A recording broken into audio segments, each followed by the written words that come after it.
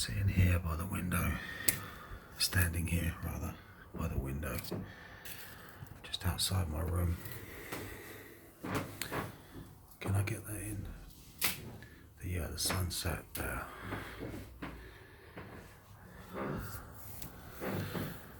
Gets me thinking about this relationship between the astral and the physical. This threefold division. Oh gee, I just picked up my tea, it's burning my...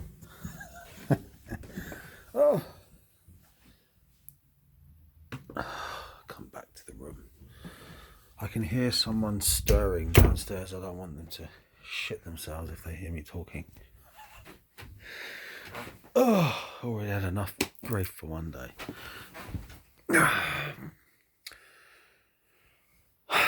Obviously, last video I made an offering down at the Stones.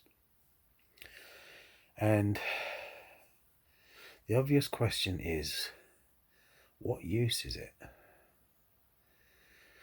So everything in theory has an astral counterpart. It's not possible to know things as such, but through experience and reading and using your intuition and seeing what works, you can build up a picture that when you make an offering, it's like the astral double is being consumed by the spirits.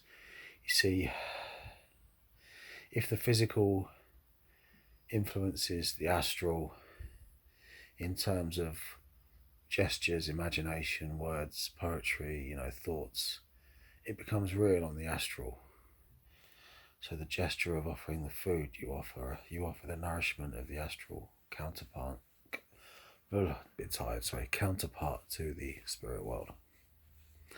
So in turn, when you perform magic, you're creating a resonance on the astral, whereby the astral can make its own gestures back towards the physical, through using like an intermediary. I'm not going to cover the whole spectrum here. It's just a little thought that, occurred to me. It's very interesting that we have this in occult philosophy, the idea of the physical, the astral, which is like your kind of ghostly double. And then going on from there, we have the spiritual. So physical, astral, spiritual. Obviously the term astral, coming from is it Latin? The Asta, star, I like that word,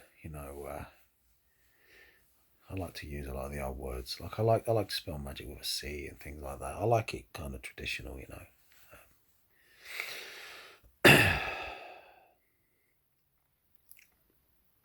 Obviously it's not pertaining directly to stars, but it's nice, it's poetic. And that's the way I've always thought of it since I, first read up on astral projection. So it's like we can make a gesture through the astral body into the spirit body also. I mean, I don't tend to think sort of day to day in terms of the spiritual body as such, but I suppose that must be going on as well. And all you've got is maps and intuition and your judgment and seeing what works, right? And this threefold kind of division works really well.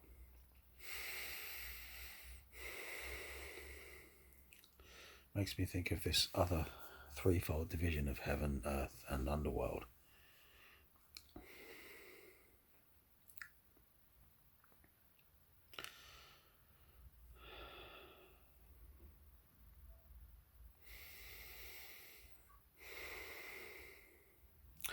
It's like, well, what is the underworld? Is it the subconscious? It probably is. It could be the kind of opposite emanation of the Kabbalistic tree, stretching down into the cliff off. It could be that kind of thing. It's obviously the path of the sun in the during the night.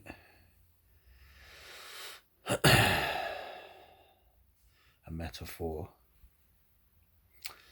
a description used to, perhaps denote the trial of a particular quality of soul that may have, erred or just fucked up, got shit wrong, and it's become kind of discoloured and lost. It's entered a kind of hell realm. It could be the place where, the bones are deposited. Therefore, in terms of communication with the ancestors, you tend to think of an underworld. Again, metaphors, gestures which create a resonance in the astral, stretching on into the spiritual conversation, dialogue. All kind of subjective up to a point, all kind of unseen. And when it comes to results, it's like things can only take place, within reality, within... I guess what I'm saying is that things have to be explainable, right? I think I might have said this before, that it's like how many coincidences, need to come along before we say, fuck me, this shit works, right? And it hides itself beautifully in that respect. It's like all these arguments going on in, the occult world, like, is it psychological or are they really spirits? It's like, obviously both. It's like, is it a technology or is it more about belief? It's like, obviously both. Is magic just a coincidence when it happens, or did a spirit really, make shit happen for you? Both.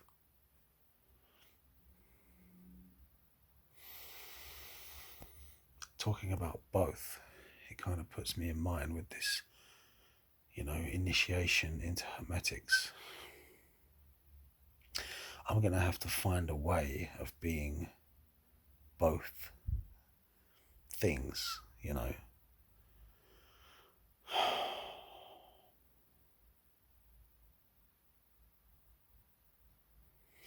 I wouldn't say that I'm immoral, as such, although I have committed immoral acts over the years.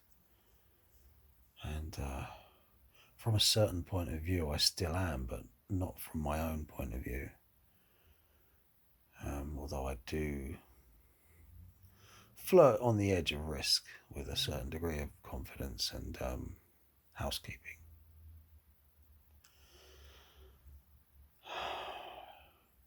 You see, how bad would shit need to get before you turned against being itself?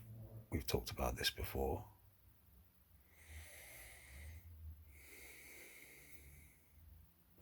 And what I'm saying is, that's not really an option. Is it possible to be indignant? Is it possible to bear some form of malice to... Is it possible to be a dirty angel? That's what I'm saying. And I would argue that not only is it more honest,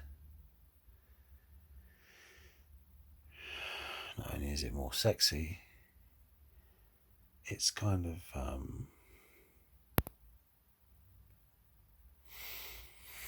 obvious. What's that phrase? The coincidenta oppositorum, two things at once, puts me in mind of that Terence McKenna quote. It's not his quote, but I heard him say it. When you can hold two contradictory thoughts in your mind at the same time, you are now an adult.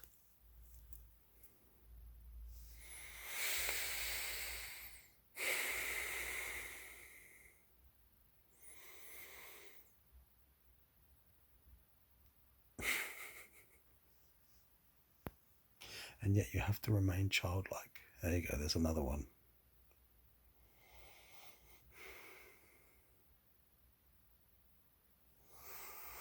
What am I going to do now?